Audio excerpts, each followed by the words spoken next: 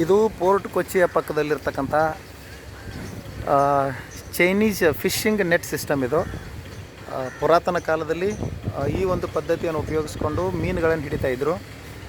ಈಗ ನಾವು ಎರ್ನಾಕುಲಂನ ಕೊಚ್ಚಿಯಲ್ಲಿರ್ತಕ್ಕಂಥ ಈ ಪೋರ್ಟ್ ಕೊಚ್ಚಿಯಲ್ಲಿ ಇರುವ ಒಂದು ಚೈನೀಸ್ ಫಿಶ್ ನೆಟ್ಟನ್ನು ನಾವು ನೋಡ್ತಾ ಇದ್ದೀವಿ ಈಗ. ಸೊ ಇದು ನೋಡಿರಿ, ಇಲ್ಲಿ ಈ ಸಿಸ್ಟಮಲ್ಲಿ ನೆಟ್ಟನ್ನು ಈಗ ಒಳಗಡೆ ನೀರು ಒಳಗಡೆ ಹಾಕ್ಯಾರ. ಈಗ ಆ ನೀರು ಒಳಗಡೆ ಹಾಕಿ ಈಗ ಬಹುಶಃ ನೆಟ್ಟನ್ನು ಎತ್ತರ ಮೇಲೆ. ಸೊ ಇಲ್ಲಿ ಕೂಡ ಅದಿದೆ. ಅಂದರೆ ಈ ದಂಡೆಯಲ್ಲಿ ಸುಮಾರು ಈ ಥರ ಚೈನೀಸ್ ನೆಟ್ ಸಿಸ್ಟಮ್ಗಳಿದಾವೆ ನೋಡ್ರಿ. ಇಲ್ಲಿ ಆ ಬಲೆಯನ್ನು ನೀರು ಒಳಗಡೆ ಪೂರ್ತಿ ಹಾಕಿದ್ರಿ. ಈಗ ಈ ಕಡೆ ಹಿಂದೆ ಕಲ್ಲು ಜೋತು ಬಿಟ್ಟಾರು ನೋಡ್ರಿ. ಇಲ್ಲಿ ಈ ಕಲ್ಲು ಹಿಂದ್ಗಡೆ ಕಲ್ಲು ಜೋತು ಬಿಟ್ಟಾರು.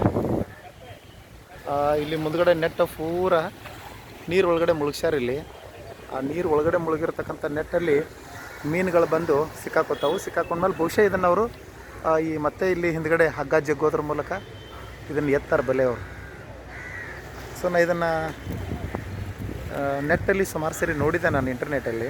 ಸೊ ಇದನ್ನು ವಾಸ್ತವಿಕ ನೋಡ್ಬೇಕಂತಿತ್ತು. ಬಟ್ ಆ ದಂಡೆಯಲ್ಲಿ ಸುಮಾರು ಚೈನೀಸ್ ನೆಟ್ಗಳಿದಾವೆ, ಫಿಶಿಂಗ್ ನೆಟ್ಗಳು.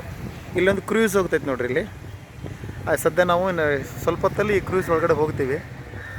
ಇಲ್ಲಿ ಬೋಟಿಂಗ್ ಮಾಡಲಿಕ್ಕೆ ಬಂದಿದ್ದೀವಿ ನಾವು. ಸೊ ಮಸ್ತ್, ವಾಹ್. ಇನ್ನು ಕೆಲವೇ ಕ್ಷಣಗಳಲ್ಲಿ ಅಲ್ಲಿ ಹೋಗ್ತೀವಿ. ನೀಲೇಶ್ವರಂ ಅಂತ ತಿಳ್ಕೊಂಡು ಆ ಬೋಟಿನ ಹೆಸರು.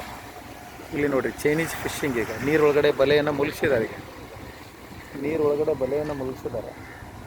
ಸೊ ಇನ್ನು ಮೇಲೆ ಎಷ್ಟೊತ್ತಿಗೆ ಎತ್ತಾರೋ ಗೊತ್ತಿಲ್ಲ. ಇದು ಸಮುದ್ರದ ಬ್ಯಾಕ್ ವಾಟರ್ ಇದು.